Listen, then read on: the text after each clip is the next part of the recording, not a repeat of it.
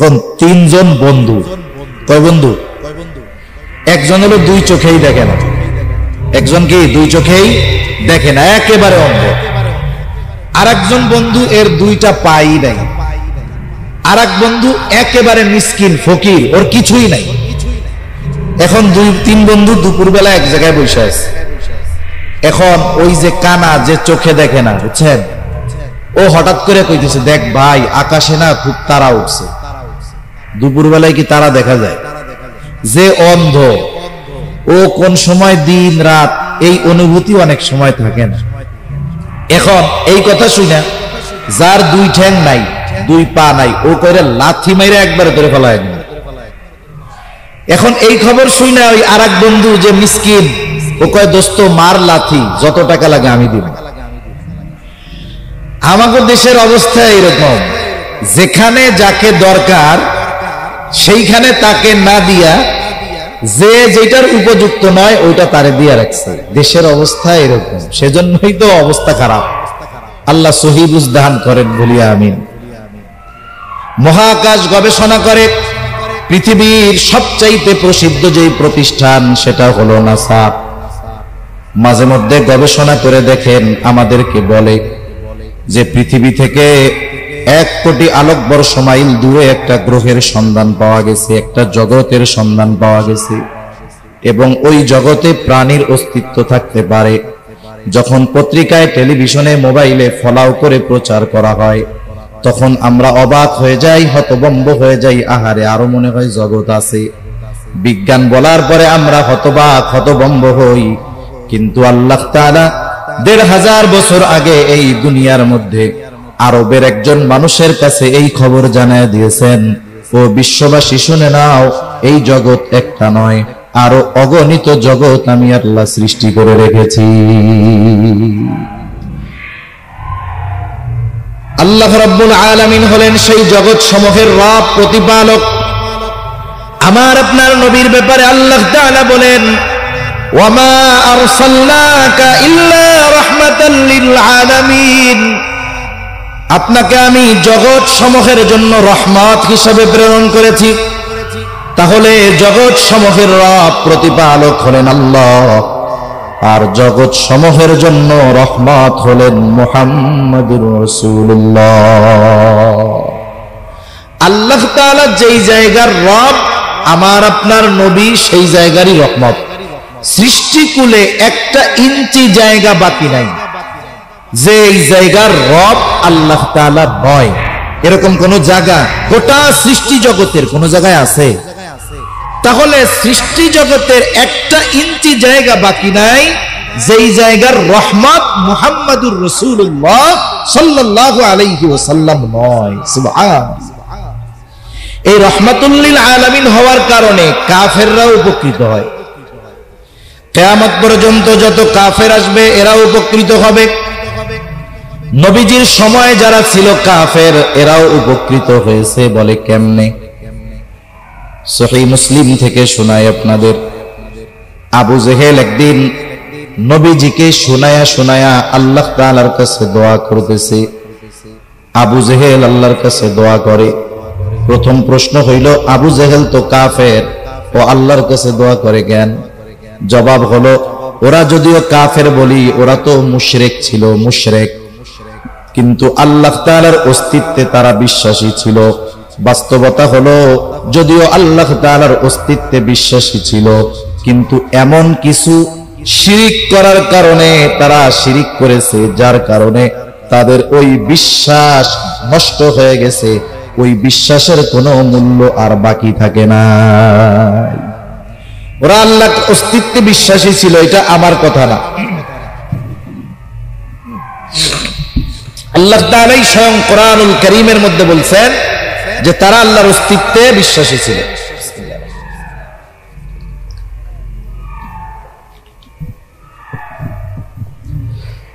আল্লাহ তাআলা কোরআনুল কারীমের মধ্যে বলেন, ওয়ালাইন সাআলতাহুম মান খালাকাস সামাওয়াতি ওয়াল আরদা লায়াকুলুন্নাল্লাহ।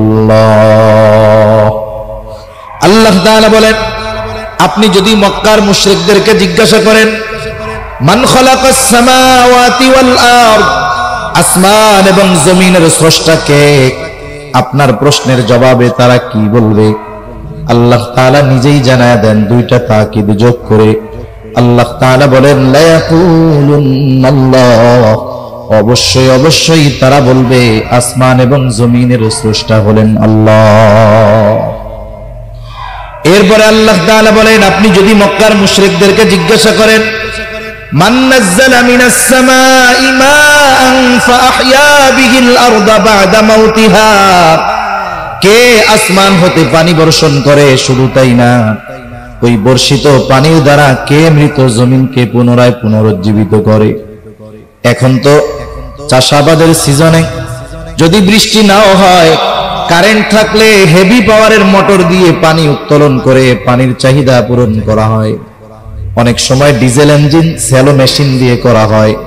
একটা সময় মক্কার মুশরিকরাও আসমানওয়ালার আসমানি পানির জন্য অপেক্ষা করত, যে পানি বর্ষিত হবে, শুকনো ফেটে চৌচির হয়ে যাওয়া ফসল চাষাবাদের অনুপযুক্ত জমিনটা ফসল চাষাবাদের উপযুক্ত হয়ে উঠবে।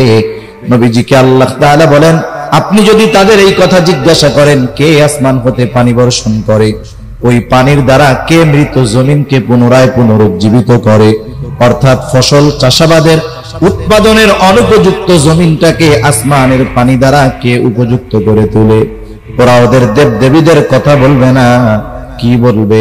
বলে লা ইয়াকুলুন্নাল্লাহ, অবশ্যই অবশ্যই তারা বলবে এগুলো যিনি করেন তিনি কে? আল্লাহ তাআলাই করেন। এরপরে আল্লাহ তাআলা আরেক জায়গায় বলেন ওয়ালা ইন সাআলতাহুম মান খালাকাহুম লা ইয়াকুলুন্নাল্লাহ, আপনি যদি তাদেরকে জিজ্ঞাসা করেন তাদের স্রষ্টাকে। আমাদের দেশ সহ গোটা দুনিয়ায় অনেক মানুষ আছে যারা স্রষ্টায় অবিশ্বাসী। তারা বলতে চায় এই পৃথিবী এমনিতেই সৃষ্টি হয়েছে, নাউজুবিল্লাহ গণ। তারা বলতে চায় যে স্রষ্টা বলে কিছু নাই।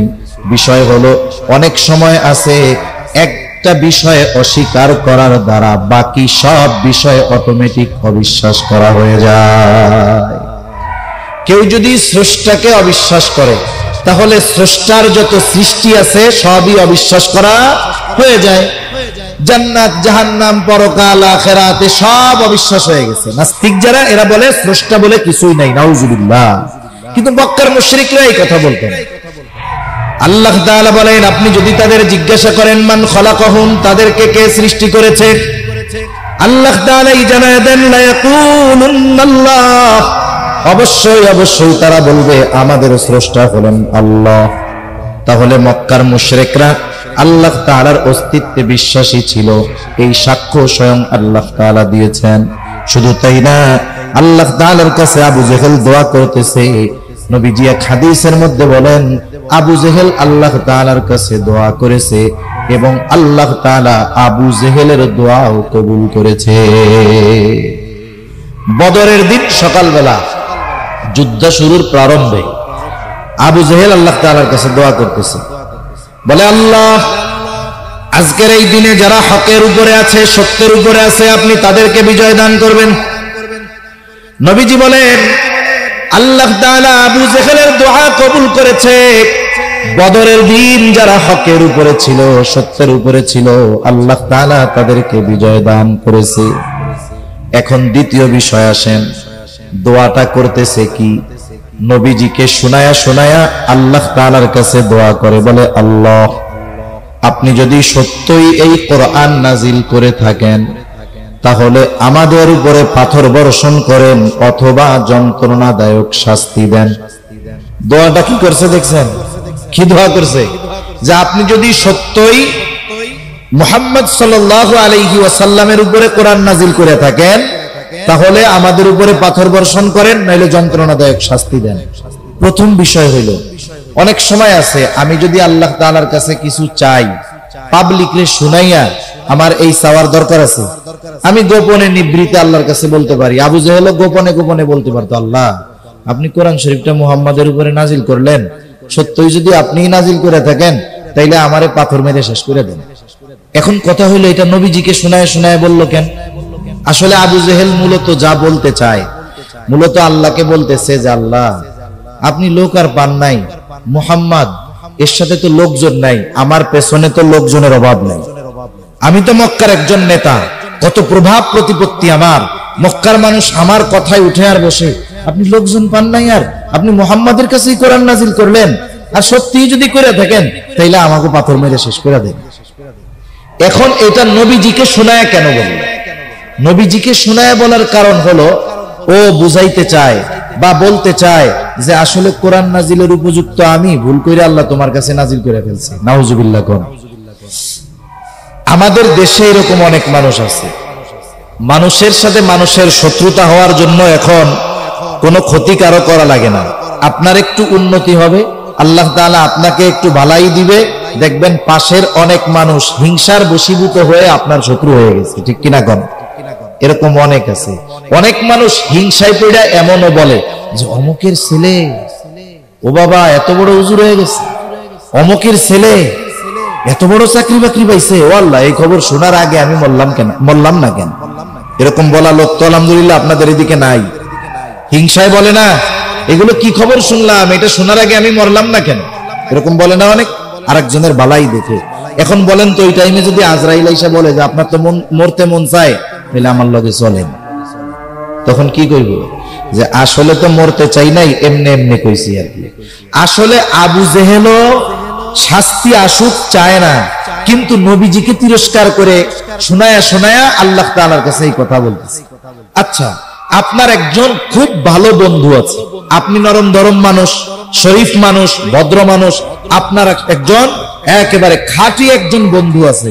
এখন আপনারা দুইজন গেছেন এক জায়গায়, এক লোক আপনার বন্ধু যে খুব শরীফ মানুষ, ভদ্র মানুষ, তাকে বেশি কথা বলতেছে। আমাদের সমাজে অনেক মানুষ আলহামদুলিল্লাহ এরকম আছে, ওই রহমানের বান্দার গুণ তার মধ্যে আছে। ওয়াইদা খাতাবাহুমুল জাহিলুনা ক্বালু সালামা, জাহেলরা যখন তাদেরকে উদ্দেশ্য করে কিছু বলে তারা চুপ থাকে, বলে সালাম সালাম।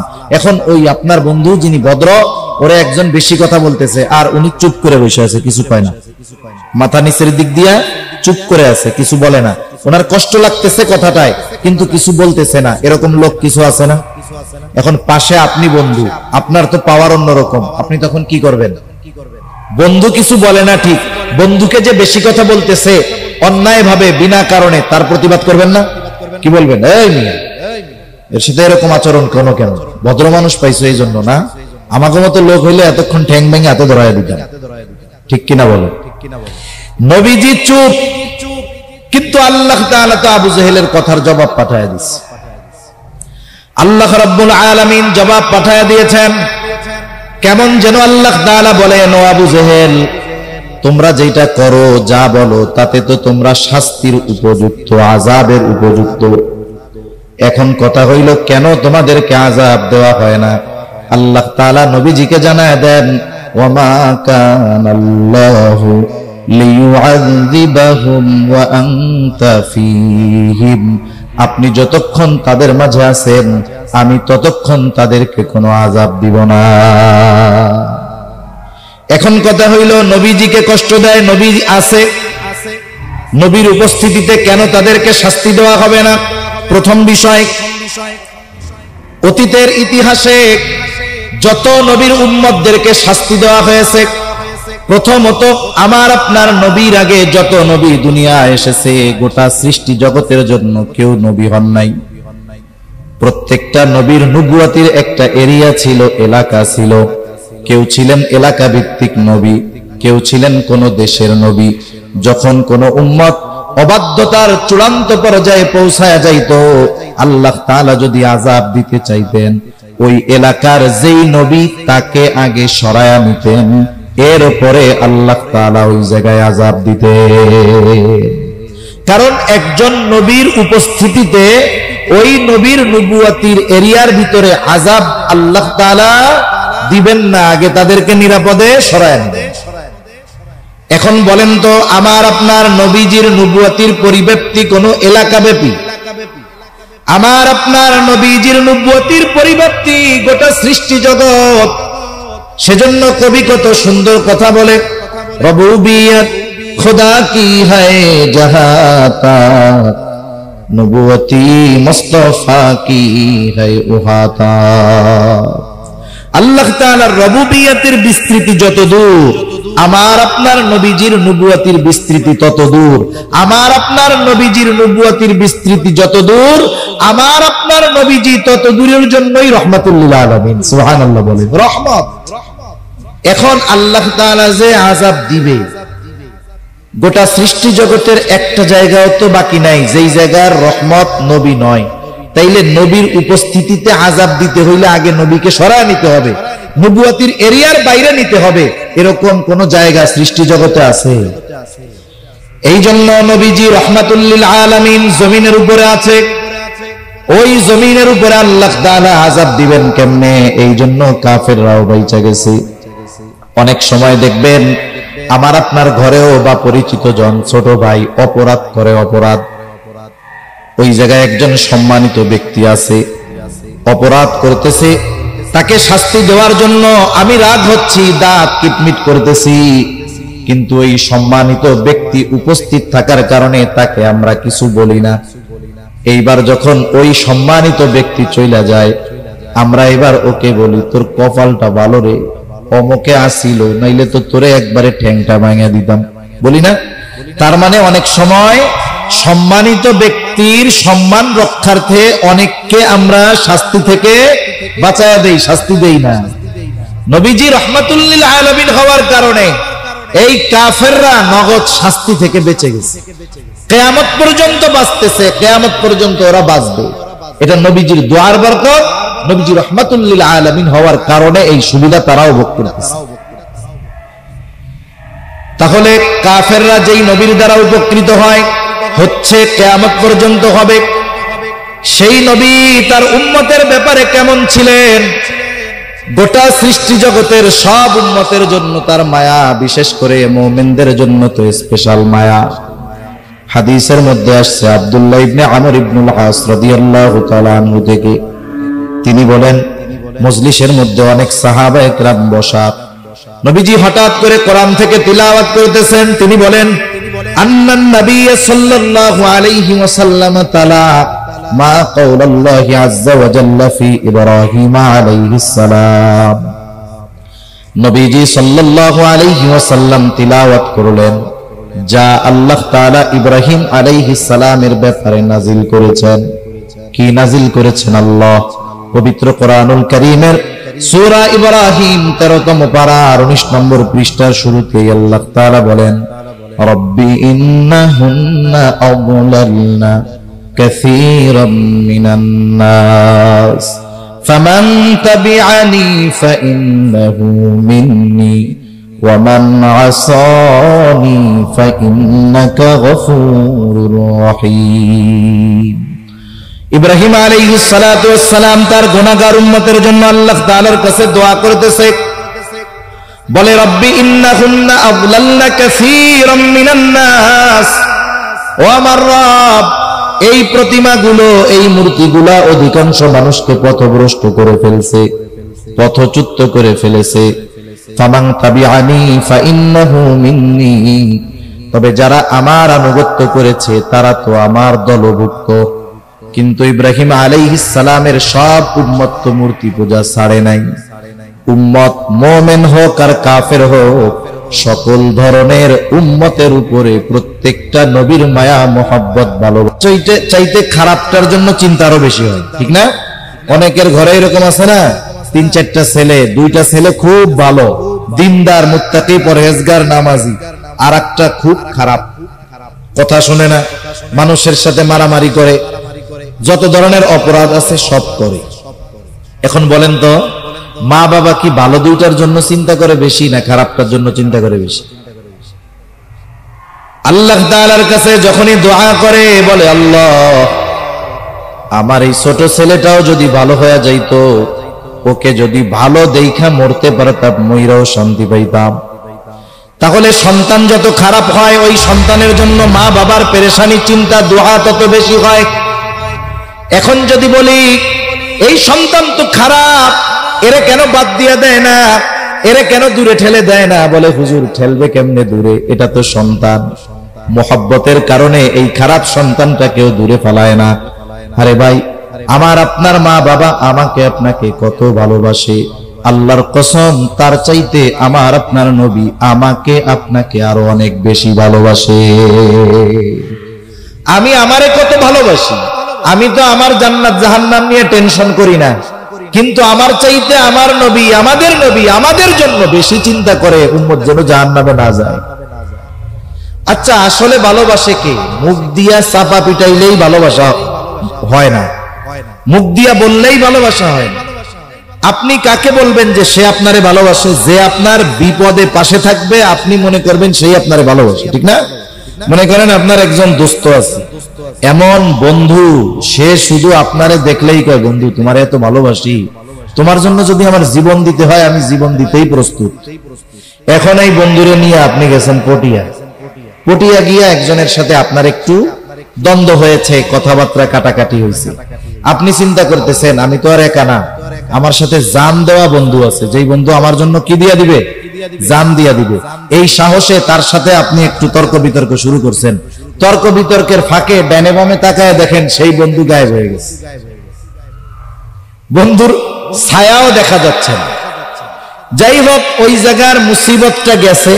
এবার আপনি বাড়িতে আসছেন, সিএনজি থেকে রাস্তায় নামছেন, আর ওই যে বন্ধু দৌড় দিয়া গিয়া গলা ধরা ধরে বলে, দোস্ত তোমারে খুব ভালোবাসি, তোমার জন্য জীবন দিয়া দিব। এখন আপনি কি করবেন? বন্ধু হাতের কাছে কিছু না পাইলে স্যান্ডেল খুলে আগে ওরে পিটাবেন যে তুমি আমার জন্য জীবন দিয়া দিবা না? মুসিবতে পড়ছি, বিপদে পড়ছি, বাহিরের লোক এসে সাহায্য করছে, আর সবার আগে তুমি আমার বিপদে ভাগছো, ঠিক কিনা বলেন?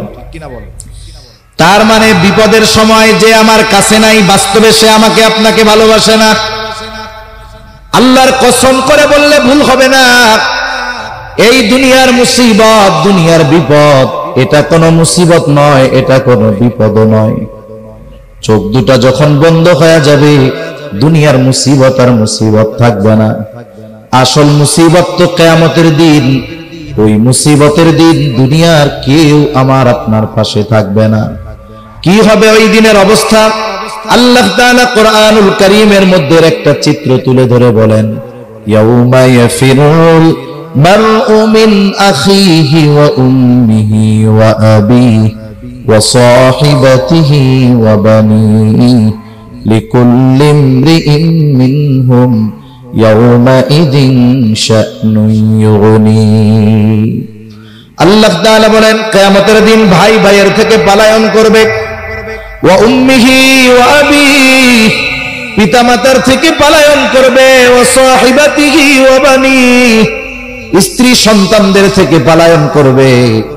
অথচ এই দুনিয়ায় একটা মানুষ মা বাবার চেহারা দেখলে অন্তর শীতল হয়ে যায়, সন্তানের বাবা ডাক শুনলে হৃদয়টা শীতল হয়ে যায়, স্ত্রী সন্তানের চেহারা দেখলে চক্ষু দুইটা শীতলতা লাভ করে। কিন্তু কিয়ামতের দিন কেউ কারো সাথে দেখা হোক এটা কামনা করবে না। প্রত্যেকটা মানুষ নিজের চিন্তায় বিভোর থাকবে, সকলেই চিন্তিত থাকবে। আমার আপনার নবীজিও সেই দিন চিন্তিত থাকবে, সবাই চিন্তিত।